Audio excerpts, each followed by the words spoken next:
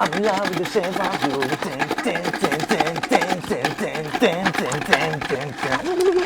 Hi everybody! Hi Tama! Welcome to our episode 2 review. Ooh, that was a sweet episode. Very nice. We watched it together. We had a lot of fun. Great production value, a great battle scene, lots of things happening, lots of big decisions being made, being taken, and some of them already have consequences. Yeah. So let's start with Daenerys. That was a very tough episode for Daenerys. Yeah. There was discord already in Dragonstone, and she had to decide what to do. So she has the army, she has the navy, she has the dragons, the air force, Right. and she's on the Dragonstone. In Dragonstone, That's pretty close to she can see King's Landing. Westeros from her house, and just hit go button and let's go. Let's conquer Westeros. But We still have at least 5 more episodes to cover and another season coming up. okay. So one possibility is just hit the go button. Let's go conquer, like my grandfather did. Right. Other option, which is presented by Tyrion, is like the more moderate one. He said, Right. like, Diplomatic. Diplomatic. You don't wanna rule over ashes and bones like your father. And like You- Littlefinger. And like Littlefinger, yeah. He explains to her the complexity of the situation. Right. It's not a video game. You Right. have a war-torn continent with very bad memory of the last Targaryen that ruled. Right. And you can't just sweep it away, killing millions Right. with a foreign religion Right. and a foreign army and dragons. And Dothraki. And Nobody Dothraki. likes the Dothraki No. over there. No. Right. So this is not some regular fantasy epic. He's No. telling her this is the real world. If you're gonna kill all those people, then Cersei will use that to her benefit. So he proposes a siege over King's Landing. Of course, the people will hurt, but at least you won't just kill and burn everyone. Yeah. And he makes a good point. He makes a good point because the narrative is very important. She already uses the narrative. She's already setting up the narrative. Right. Which is madman's daughter, with dragons, Right. with a foreign army and a foreign religion, Right. that come to take our stuff. She tells that to the nobleman. So he addresses that very wisely, I would say. On the other hand, there's Arya Sand and Olenna Tyrell and Yara Greyjoy. Greyjoy, and they all tell her, no, forget all that. Don't be scared of your own shadow. Just go and take what's yours. Now is the time. If you wait, stuff could happen. Just take the kingdom and think about it later. Yeah, it's funny, like the role reversal here, that the girls, the women, they're pushing for violence and war and, and action, and it's the half-man, albeit is the half-man, that, calls for like moderation and peaceful maybe negotiation. It's kind of a mirror image of like the setting in the last, one of the last episodes of season 1, in which all the Northerners are like, let's support Stannis, let's support Renly, let's fight the Lannisters, and Caitlyn says, peace, let's make peace, and says, you don't understand nothing, Right. you're a woman, you think differently. If only men ruled the world, things would be so much better. So much better. True. Women, you're ruining it for everyone. So when I was watching, I was thinking, okay, the women have some good points, the men have some good points. And when Olenna told Daenerys, be a dragon, like I cringed a little bit. Yeah. I didn't feel that was proper advice. Like, do you know what a dragon is? And does, yeah. But the only way to judge how good the advice was is through the results. And we saw at the end of the episode that the men's advice didn't work out. So Tyrion, that's like strike 2. First in Meereen with the Masters. And now here, dun, dun, dun, dun, dun. He's not there, I don't know, he lost his mojo, I don't know, since his father died, I guess, or his whore. She didn't die, he murdered her. So he lost a little bit of his mojo, I don't know, maybe he's drinking too much, I don't know. But he did send the Unsullied to take Castle Rock, so he proved to everyone, I'm not a Lannister. I will take the Lannister home. So he was pretty bold on that one, and from the trailers, to the season, we know that Denzel will get there Yeah. to Yeah. Castle Rock eventually. Yeah, I like this scene. There was like a game feeling to it. You know, they're standing across the table with the map, with the tool pieces. You know, I'll topple this, I'll topple that. It's like a game setting. Right, you take the pieces of the game. And the game is mentioned there. Tyrion tells her this is the game right now. And it stood out in this scene that like every player Okay. is pulling Daenerys to his or her own direction. Everyone surrounds her, plays the game in some sort. Like Tyrion, Like for their own benefit? I would guess so. I would like to give Tyrion credit that he serves his own interest by reclaiming Castle Rock, Which you wanted. which he wanted. And Yara wants to be queen of the Iron Islands. Right, she wants to get it over with as soon as possible. She doesn't care if a lot of people die. Melisandre is there to, promote the Lord of Light, I guess, so Right. she's the part of it. And Olenna wants revenge. And Arya as well, independence. And Varys? He wants to survive. He tells her, like, yeah, he's capitulate, and it's like, yeah.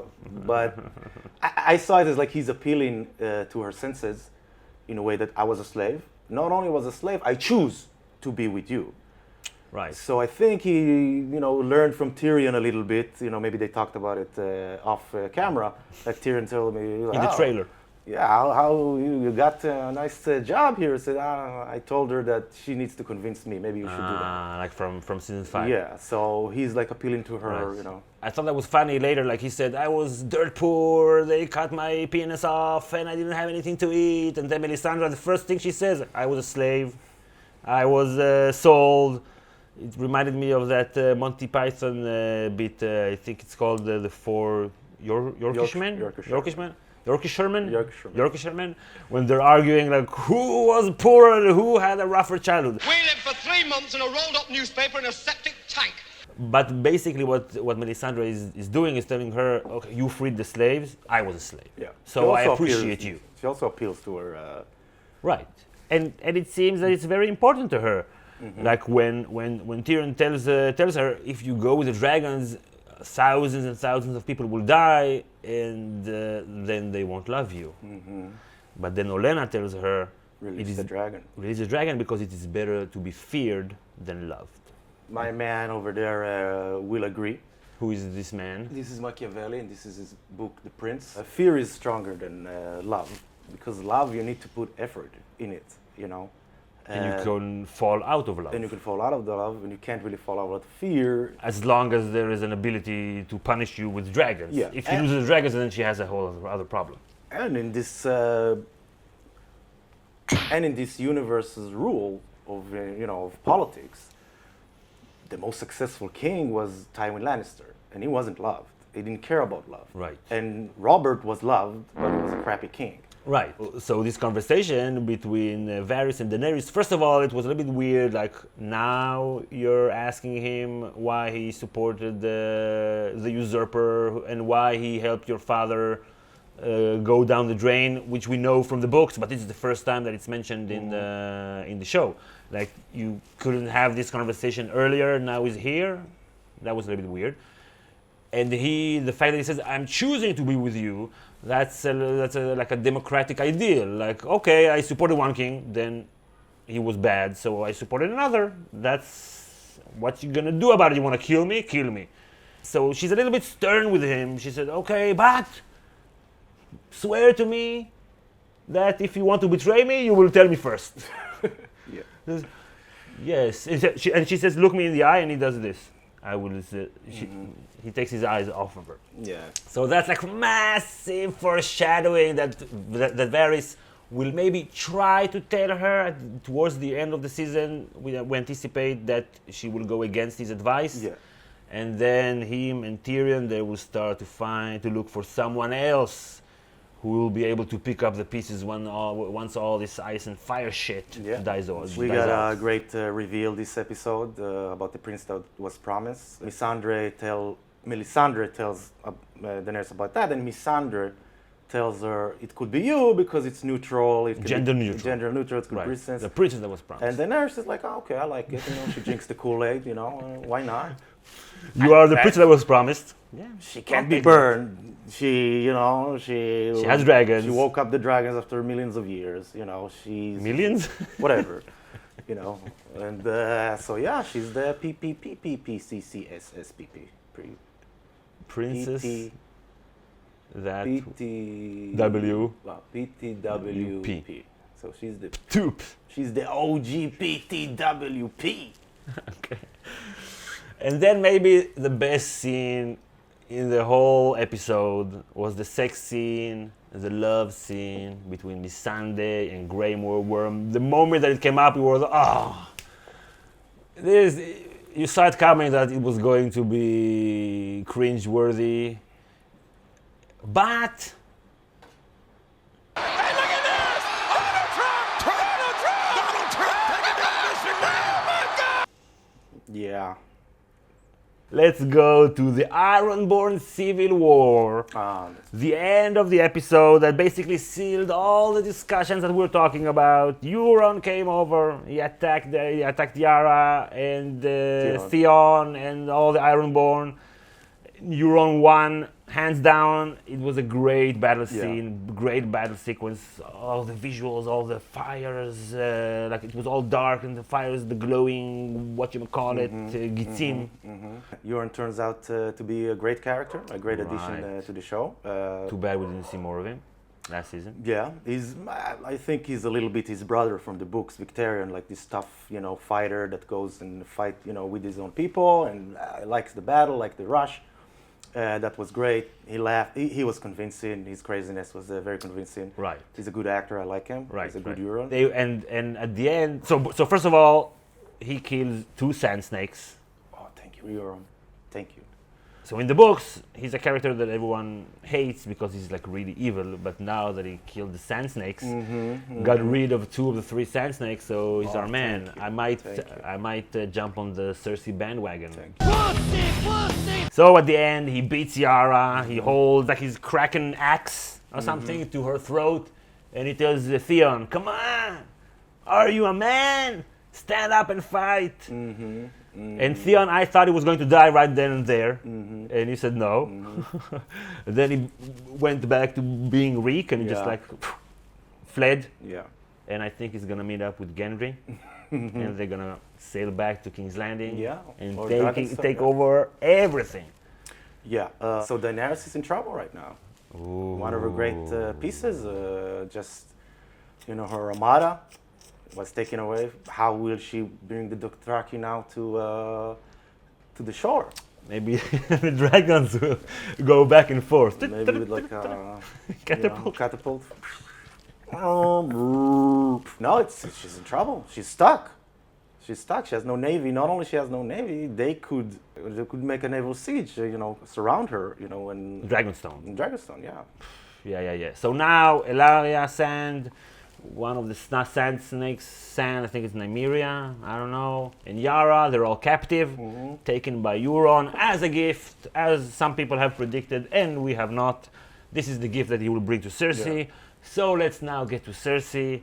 Cersei is getting stronger. She obviously watched our video. Ooh. She obviously watched it. We had an advising Cersei video. A year ago. A year ago. To the day, July 2016. Something like that. And everything that we have advised her to do, she's now doing, actually to our surprise. Yeah, to our surprise. We didn't think that she would do it. We said, here are the things that she needs to do. She sets the narrative. Which is she is explaining the situation to the 1%ers, to the noble houses. Right. That the situation is very volatile. Maybe you don't like me, but she's gonna take your stuff. And there's bastards in the north, and a crazy girl with dragons and foreign army in the east. And the Tyrells are working with them, with heathens and eunuchs and savages and all that shit. And we know about noble people and people that are in power. They're not the most radical people. They're pretty much conservatives because they have a power to conserve. Right. They need to, protect something that they're on. And she appeals to them, and it seems like everything is coming out of her, own mind. Nobody told her that. She doesn't have an advisor at her side. Right, that's very surprising. Yeah, she's doing a great job. She already, made Euron do the dirty work for her. Right. Without even, losing any. Right, she didn't give anything away, but now she will have to marry him. But that's a different thing. Yeah. Okay. And Tarly, Jamie's character basically is just like frozen in time. He's like a white or something. So he tells Randall Tarly, Sam's dad, he tells him, you can have Highgarden or something of the sort. Yeah. And he says, well, but I took an oath, I swore an oath. Okay, and this harks back to Jamie telling Caitlyn, so many oaths out there, you're bound to break one oath or another because you also swore an oath to your king. Yeah. Deacon is there too. Deacon, yeah. Big Deacon now. Cersei is able to do that because she's in the midst of a perfect storm, from her point of view. The best way to unite the people is to turn them against an outside enemy. Right. And Daenerys practically gives her that currency, that political currency, to unite people from, and Tyrion even talks about people will defend their country. Suddenly, the country is important. Right. And it's not just your, little speck on the map and your fifth doom. Like she's the bastard they know. And Daenerys is the bastard that they don't know. Okay, so I will go with Daenerys and then what? Maybe she will take my lands. I don't know this woman. I don't know her. Cersei, I know, okay, maybe she's a son of a bitch, but she's my son of a bitch. So Cersei is on a roll, which means she's gonna die this season. But Daenerys has dragons. She still has dragons. And now everybody knows that she has dragons, and that's very scary, dragons. How can we beat the dragons? How? You have a solution. You have a solution? You have a solution. This huge crossbow, straight to the eye, foreshadowing. During the Dance of Dragons, the last time there was a civil war between the Targaryens, a lot of dragons got killed from an arrow in the eye. Right. So this is like the first hint in the show that we've got about the dragons possibly dying. One of her dragons, I think, will die this season from an arrow to the eye. Yeah. So let's go a little bit north to Arya in the Riverlands. She meets up with Hot Pie. And of course, that scene serves to let us know how much she's changed from the last time that they were together. Now she's like a barbarian. Yeah. Actually, she wasn't even a barbarian before, but now she's like really crude, and she seems like a psycho, right? Not very social. She's weird. Yeah, she doesn't even react. Hey, Hot Pie, what's up? Right. Right, she remembers how close they were, and he gave her like this pie, wolf pie, when he learned that she's Lady Stark. But now she doesn't. She's like, oh, Hot Pie, and he's telling her about her brother in the north, as we have foreseen. Now she's left with a decision: should I carry on my mission of revenge, or am I truly a Stark, and I should go to the north? And she makes a decision. This is the second big decision. In this episode, to head north. Yes. And she meets someone on the way. She meets Nymeria. Thank you for spoiling it on the trailer. Yeah, thank you. Because it could have been a great scene. Actually, it was still great seeing Nymeria. Yeah, they also spoiled the books. Thank you. No, I'm not sure. Because, okay, so we were expecting when Nymeria came over and she said, oh, come on, it's me. Man, now I have a pack. And Arya is a real wolf girl, and she'll head all north with the entire pack. But Nymeria, without saying a word, just walks away. She doesn't kill her. No. Maybe because she threw some stones at Nymeria when the last time that they seen each other. I think it's more deep than that.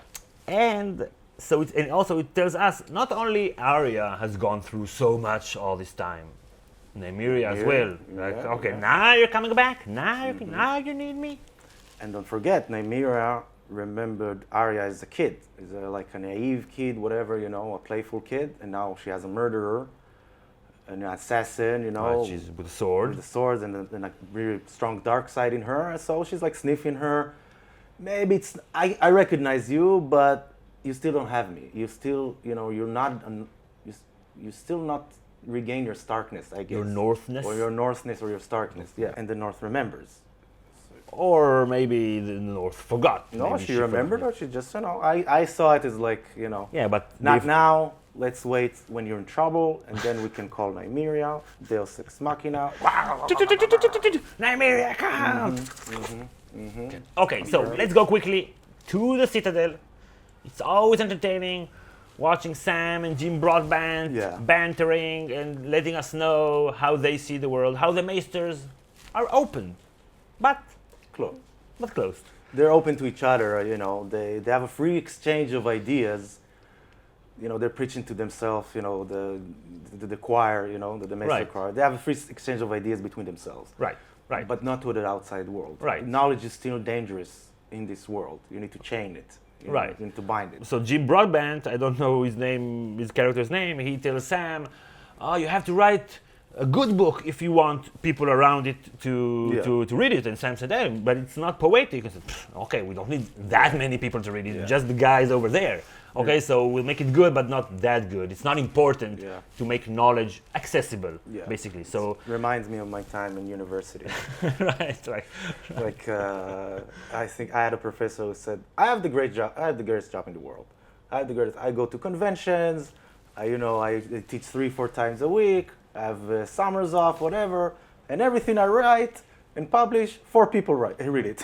Only 4 people read it and argue about it." Right. And sometimes when you read academic papers, it feels like they don't want you to understand. Yes. Like so this is something Especially in the very Middle inherent. Ages, by the way. There are a lot of theories about medieval writers that intentionally, and philosophers that intentionally wrote it like esoteric, very esoteric, to make it difficult for you to understand the real.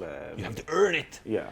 So this conflict between this Maester and Sam is very interesting because Sam, he seems meek, like when he's walking, he's like, "Yes sir, yes sir, yes sir."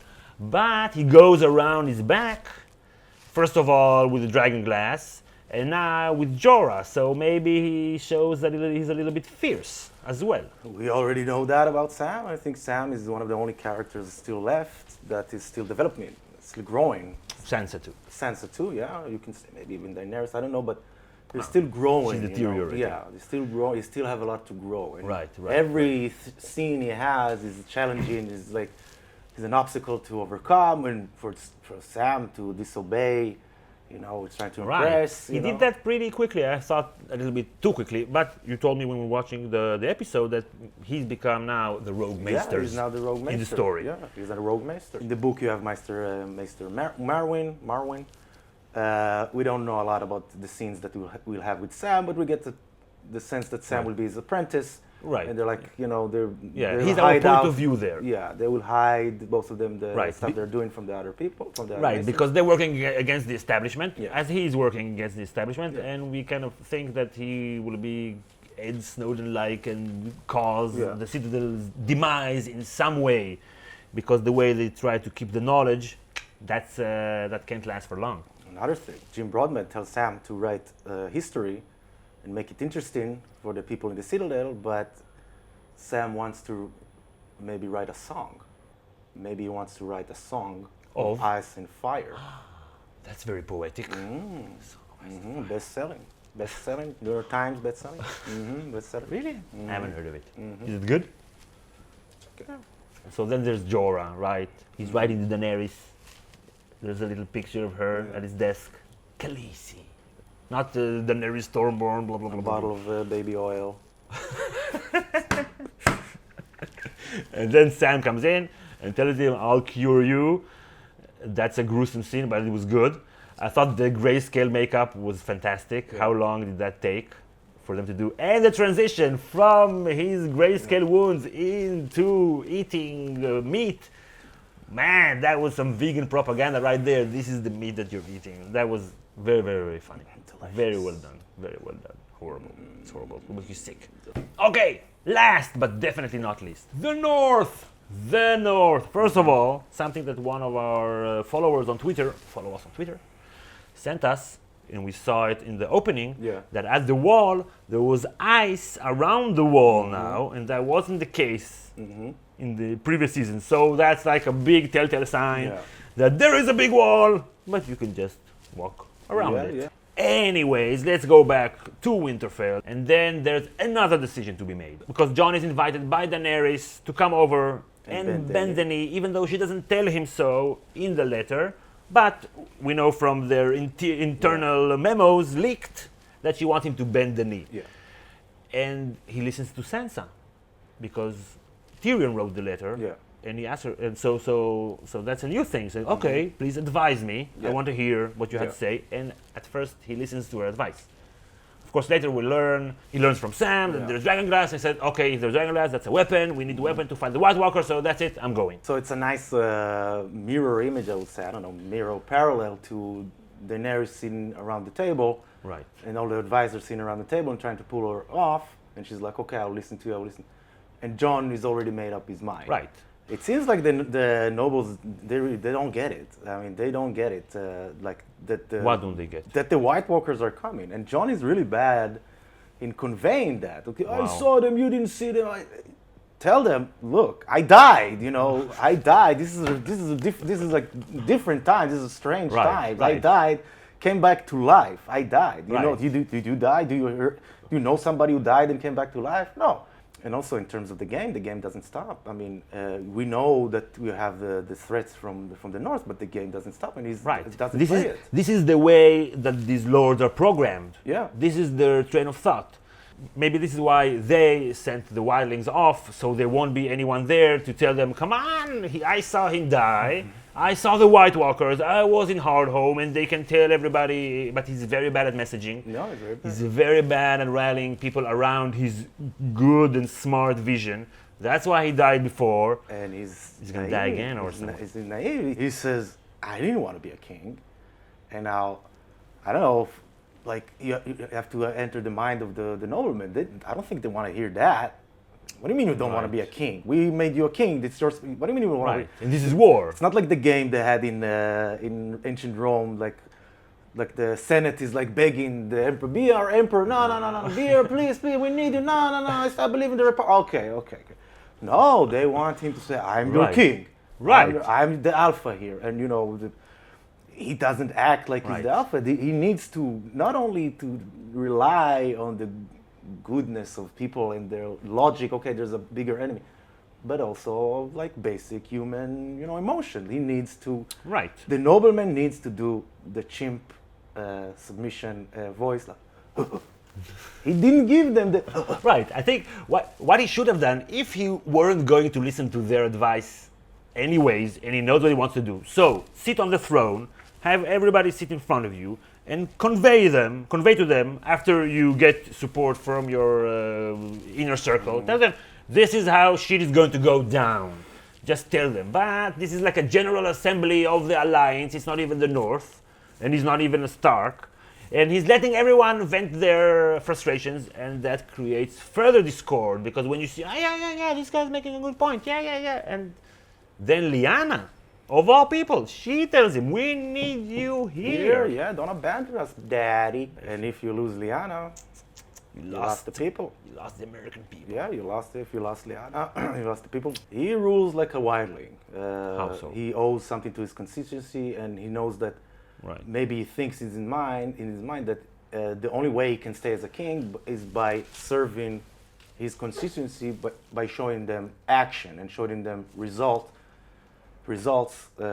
for the mission he was, elected in the first place. Right. And that's not a Westerosi king. It's a very temporary alliance. Yeah. It doesn't feel rock solid, all this shit. No. And, Sansa is also, She was the most dismayed out of everyone. You could see the fear on her face. You forgot your heritage, you forgot what it means to be a Stark or whatever. And what happened to Granddaddy? With Lannisters as well. Right, because Lannisters, of course, betrayed the Starks, and the Mad King killed their grandfather and their uncle when he invited them to King's Landing. So this is basically she's really scared. No, you're making a big mistake, and it looks like she fears for her life again. It triggers her. It triggers her. All her fears. Now she felt safe. She told Littlefinger last episode, "I feel safe," but now I don't feel safe anymore. She really tries to convince him hard. He doesn't listen to her. He leaves her in charge, and then she says, okay, you give me a job, so okay, I get a job. Do I get a car? Political bribe, Political bribe 101. Okay, so now flip-flopping. No, this is actually a good idea. Yeah. And the zoom on Littlefinger, he approves. So it's like, okay, that's good. And this is maybe Jon's biggest mistake of the episode. Yes. He just made Littlefinger his mortal enemy. He told Littlefinger, if you touch my sister, I will kill you. I didn't get that. This is something that men do. Yeah, No, I don't she's know. his half sister that he wasn't raised with her at all. That she didn't really like him even. Maybe because he thinks Littlefinger is not a good man, right? He says about Tyrion, Tyrion is a good man. That's also an A from John. So what if Tyrion is a good man? So what? Is it good for the North that he's a good man? So what? Right. You know. So when he tells Littlefinger, you remember the image that you told Sansa that you have in your mind of you sitting on the throne Never next to Sansa? You will have to kill me over my dead. dead body resurrected, dead body resurrected again, dead body resurrected, dead body, then maybe. Then maybe. So he has made Littlefinger his enemy. And Littlefinger was like open, you know, Right. I like your sister. Right. Remind The me way of the same scene way in, I liked your stepmom. Yeah, remind me a little bit of the scene in Scarface, maybe, you know. That his friend Manny is in love with his sister. And you see the blood boils, but then it's like, you know, in Scarface, you can explain that. I don't know, I didn't get why he's so mad. I mean, why so? They didn't explain Yeah. that. Okay, so Littlefinger gambled here by telling Jon that he really loves Sansa. And his gamble backfired, and you saw him straight walking out and looking at Sansa. Okay, this is what I gotta do. And now that Jon is gone and Sansa is the Lady of Winterfell. So, seriously, is there anybody out there, or here, that still doesn't think that Sansa will end up as queen? Why is all this happening? She's now the Lady of Winterfell. There's all these conflicts between her and Jon. There's Why a is she precedent. growing? The precedent as a woman queen. And she also has the same hairstyle as Cersei. Right, we Well, saw we it saw on that Twitter, Twitter. right? The old Cersei. There has So- to be a payoff. Come on. There has to be. It can't just stop. Okay, now I became Lady of Winterfell, but I die. And No. it's still, you know, a good sign for it is that nobody mentioned Sansa as a queen. So it's not like a setup to be, you know, telling God about your plans and then, you know, make him laugh. You know, because in Game of Thrones, if you tell somebody about your plans, Right, they will, right. So nobody say I have a plan for, you know, Sansa didn't say I want to be queen and stuff like We that. said it. So yeah. Boom, called it, confirmed. I will be disappointed. And I like this new Sansa. I didn't like her before. I like her now. This episode I liked her. So, what do you think? Mention in the comments. And something about Patreon. We'll elaborate about this in a different video later this week, but YouTube's monetization policy is absolutely killing us. So we have to make a hard push for Patreon. So if you've been watching our channel for a long time and you want us to keep doing it, not only this season, but next season and during the off season, then this is the time to go to patreon.com/GOT Academy and support us. We basically we need it. We'll explain it more at length in a video posted tomorrow or the next day. But if you've been enjoying our videos for a time, then this is the time to help the channel continue to make videos. And we'll see you all next time. Thanks for watching. Stay tuned for our prediction video, Q&A video, and many other videos this week. Bye, everybody. Bye, Tamar. Bye.